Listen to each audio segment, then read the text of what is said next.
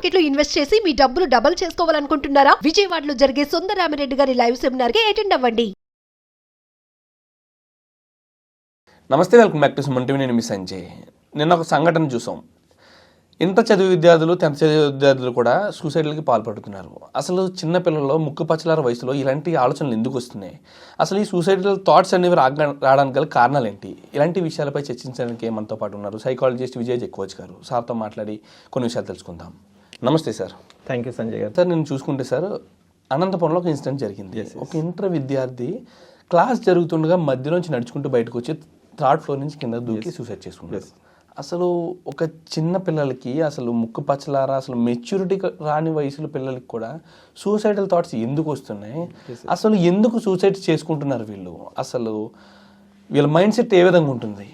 ఎక్కడ స్టార్ట్ అవుతుంది అంటే పిల్లలకి పేరెంట్స్ నుంచి స్టార్ట్ అవుతుంది. చాలా మంది ఇప్పుడున్న పేరెంట్స్ ఎలా అంటే వాళ్ళు only drive for the marks. ఓకేనా, పిల్లలు ఏం నేర్చుకుంటున్నారు, వాళ్ళకి ఎంత స్పేస్ ఇస్తున్నాం, వాళ్ళ అంటే ఆలోచనల విధానం ఎలా ఉంది, వాళ్ళకి కావాల్సింది ఏంటనేది చాలా మంది పేరెంట్స్ ఆలోచించట్లేదు. ఎదుటింటి పిల్లాడ మంచిగా చదువుతున్నాడు, పక్కింటి వాళ్ళు వస్తున్నారు, ఇప్పుడు మనకు వస్తుంది కదా 1, 1, 2, 2 అని నెంబర్లు వస్తాయి కదా 10th అయిపోతుంది, అది చూసి అలాంటి కాలేజీలు వేస్తారు. కానీ చాలా మంది పిల్లలకి ఏంటంటే ఇప్పుడున్న టెక్నాలజీ ప్రకారం వాళ్ళు డిఫరెంట్ యాక్టివిటీస్ చేయాలనుకుంటారు. కాకపోతే అంటే పేరెంట్స్కి ఎప్పుడైనా కూడా ఎలా ఉంటుందంటే నేను ఇది కాలేకపోయాను, నేను చేయాలి, పిల్లలతో చేయించాలి, ఈ ఆలోచనలు ఎక్కువ ఉంటాయి అన్నట్టు. కాబట్టి ఇక్కడ ఏం ఆలోచించాలంటే మనకు మీరు చెప్పిన సందర్భం ఎందుకు వచ్చిందని చెప్తాను. మేడ్ బి ఆ పిల్లానికి ఆ కాలేజ్ చదవడం ఇష్టం లేకపోవడం అని ఉండొచ్చు. ఓకేనా, ఇలాంటి సంఘటనలు ఏమైతాయంటే ఆ పిల్లాడు దాదాపు ఏం చేస్తారంటే వాళ్ళు అస్సలు చదవాలంటే ఇంట్రెస్ట్ ఉండదు, ఆ నెగిటివిటీ థాట్లోకి వెళ్తారు. ఫర్ ఎగ్జాంపుల్ ఆ పిల్లోడి ముందు ఎవరైనా మంచిగా చదివినా కానీ, ఆ గ్రూప్ ఆఫ్ పీపుల్ మంచిగా చదివినా కానీ, ఈ సందర్భంలో ఏంటంటే మంచి రూమ్లో ఉండి మంచి వాతావరణం ఉంటే ఓకే, మేబీ పక్కకున్న ఫ్రెండ్స్ కావచ్చు, వాళ్ళు మోటివేట్ చేయడం, నువ్వు ఎందుకు డల్గా ఉన్నావు, నేను ఉన్నాము. ఇంటి నుంచి వచ్చిన వాళ్ళకి ఏంటంటే 10th అంటే ఎలా ఉంటుంది అంటే పిల్లలకి అప్పుడు కనుక పేరెంట్స్తో ప్యాంపరింగ్ ఎక్కువ ఉంటుంది. అవునా కదా?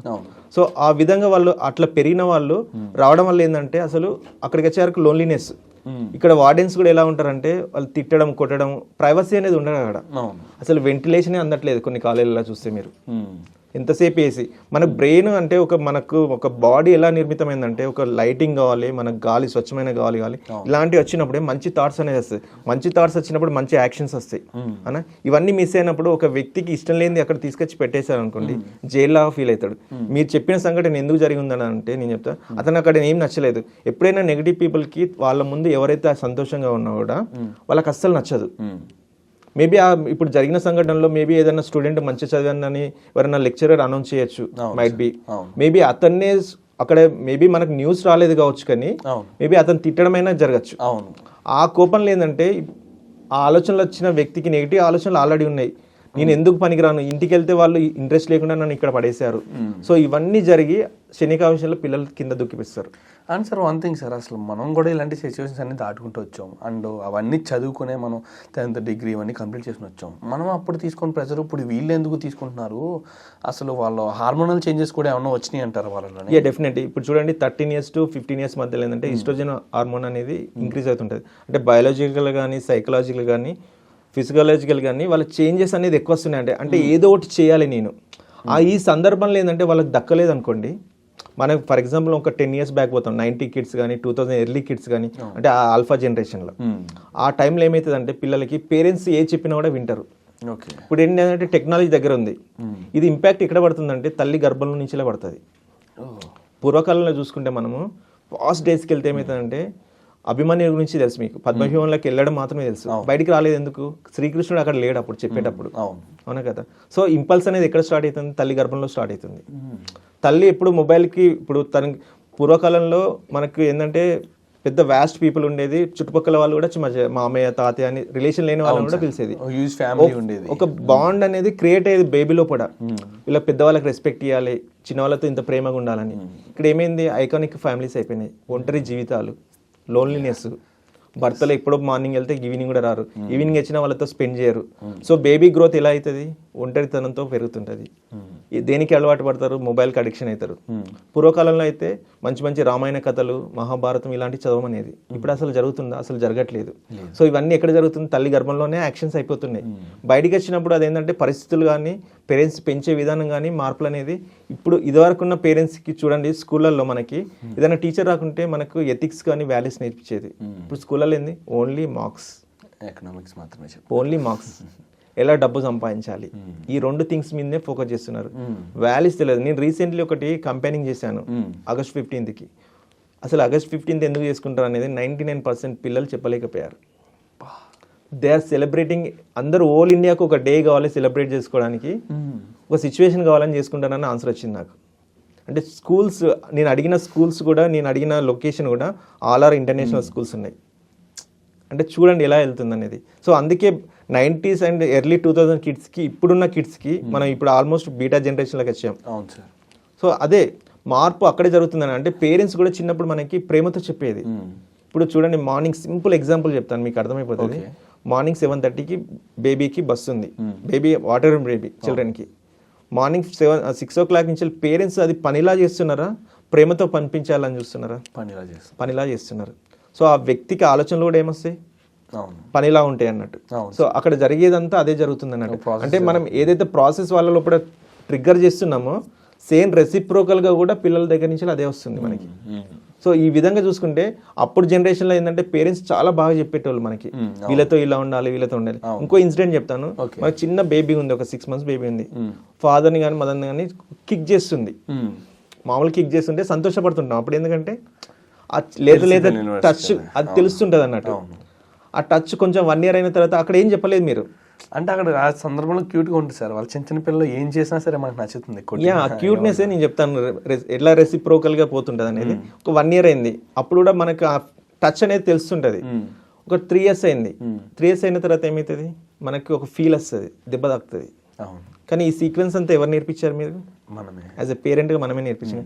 అక్కడే వాళ్ళకి స్మూత్గా అలా చేయకూడదు అని చెప్పేది ఉంటే బేబీ అక్కడే ఆగుతుంది కదా. ఏదైనా పిల్లలకి మనం టీచ్ చేయకూడదు, మనం చేసి చూపించాలి. పిల్లలకి ఎప్పుడైనా కూడా ఫాలో అవుతారు. మన టీచింగ్ ఏదో క్లాస్ రూమ్లో కూర్చోబెట్టినట్టు ఉండదు. ఎప్పుడైనా స్కూల్స్ ఇన్ఫర్మేషన్ ఇస్తాయి, పేరెంట్స్ అనేది ట్రాన్స్ఫర్మేషన్ చేయాలి. ఓకేనా? Exactly sir. ఇప్పుడు ఇది అండ్ ఈ 2 కూడా పద్ధతులు మారిపోయినాయి మీరు అన్నట్టుగా. స్కూల్ అనేది ఇన్ఫర్మేషన్ లేదు, పేరెంట్స్ అనేది ట్రాన్స్ఫర్మేషన్ లేదు. ఎందుకంటే చాలా మంది పేరెంట్స్ ఏం చేస్తారంటే అదే ఆలోచిస్తారు అన్నాడు. స్కూల్ పంపుతున్న మంచి కాన్వెంట్ స్కూల్ అన్న, స్కూల్లో ఓన్లీ ఇన్ఫర్మేషన్ ఇస్తారు. మన యూట్యూబ్లో ఎత్తుకున్నా దొరుకుతుంది, ఎక్కడైనా. సంస్కారం అనేది ఎవరు నేర్పాలి? తల్లిదండ్రులే, మనమే నేర్పాలి, పెద్దవాళ్ళు నేర్పాలి, ఇంట్లో వాళ్ళు. సో ఇవన్నీ సిచ్యువేషన్స్ కంబైన్డ్ కావడం వల్లనే అబ్బాయి అంటే తన కోరికలని ఎక్కడో తొక్కేస్తున్నారు, ఇలాంటి జీవితం నాకు వద్దు అనే ఆలోచనలతోనే సూసైడ్ చేసుకుంటున్నారు ఈ రోజులలో. ఇంకొకటి రీసెంట్లీ నేను ఒక ఇన్సిడెంట్ చదివాను, ఒక 1 week బ్యాకే. ఒక ఫాదర్కి చిన్నప్పటి నుంచి వాళ్ళ ఫాదర్ కోరికనట డాక్టర్ కావాలనేది. చూడండి, ఒక జనరేషన్ నుంచి ఇంకో జనరేషన్ దాకా ఆ కోరిక అలానే వచ్చింది. సో ఎట్టకేలకు తన అంటే వాళ్ళ ఫాదర్ది కూడా ప్లస్ నా ఉంది, నా పిల్లాడితో నెరవేర్చుకోవాలని చూశాడు. తను చదవలేకపోయాడు చేశాడు. సో ఇక్కడ ఏం జరిగిందంటే ఆ పిల్లవాడికి ఇష్టం లేదు. ఎందుకంటే ఇప్పుడున్న జనరేషన్ చాలా మంది వాళ్ళకి రకరకాల కోరికలు ఉన్నాయి. ఆ ఫ్రెండ్స్ కావచ్చు, యూట్యూబ్లో చూసి ఇంకా మంచి నేను గేమర్ కావాలనో ఇంకా సంథింగ్ కావాలనుకుంటారు. సో ఆ అబ్బాయిని మొత్తానికి డబ్బులు పెట్టి మేనేజ్మెంట్ సీట్లో చేర్చారు. కానీ ఆ పిల్లోడు చదవలేకపోతున్నాడు. కానీ ఆ పిల్లోడి మనస్తత్వం ఏంటంటే తన తండ్రి యొక్క డబ్బును వేస్ట్ చేస్తున్నా నేను అనే ఆలోచనలకు ఇన్ఫీరియారిటీ కాంప్లెక్స్లో వెళ్ళిపోయాడు అన్నట్టు.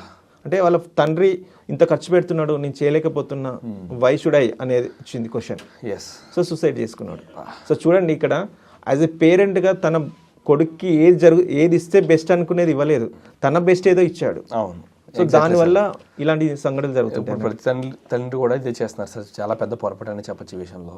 అసలు పిల్లలకి ఏమి ఇష్టం, వాళ్ళు ఏం చేయగలరు, వాళ్ళు దేని మీద ఇంట్రెస్ట్ చూపిస్తున్నారు అన్న విషయం పట్టించుకోకుండా వీళ్ళకి ఏమి ఇంట్రెస్టో అదే పని వాళ్ళు చేయాలని చెప్తే వాళ్ళు ఎక్కడ చేస్తారు సార్. ఎగ్జాక్ట్లీ ఇదే ఫార్మాట్ అనేది నడుస్తున్నది బయట చూసుకుంటే. 100% వాళ్ళ అభిప్రాయాలకి మన వాళ్ళు అసలు రెస్పెక్ట్ ఇవ్వట్లా. అసలు వీళ్ళ అభిప్రాయాలను వాళ్ళపై రుద్ది, వాళ్ళపై ప్రెజర్ చేసి ఈ విధంగా జరుగుతుంది. ఎగ్జాక్ట్లీ. కానీ ఇలాంటి సంఘటనలు జరిగినప్పుడు మాత్రం తెలుస్తుంది అసలు ఇలా చేసి ఉండకూడదు అని చెప్పి. చెప్పేసి. కానీ అప్పుడు మనకి ఏం చేసుకోవడానికి ఏముండదు, పిల్లల ఐడెంటిటీని కోరుకుంటారు. చిన్న ఎగ్జాంపుల్ చెప్తాను, ఒక స్టోరీ చెప్తాను. ఒక మదర్ అండ్ ఫాదర్ ఒక రెస్టారెంట్కి వెళ్ళారు, ఒక బాబుని 6 years బాబుని తీసుకెళ్లారు. అక్కడ బాబును ఏదో సంథింగ్ అది ఒక ఆంధ్ర భోజనం అనుకోండి, అక్కడికి వెళ్ళుతూనే బాబు ఏంటంటే పిజ్జా కావాలి బర్గర్ కావాలని ఏడిస్తే ఒక మదరు ఒక దెబ్బేసేసింది, ఇక్కడ ఏం దొరికాయని.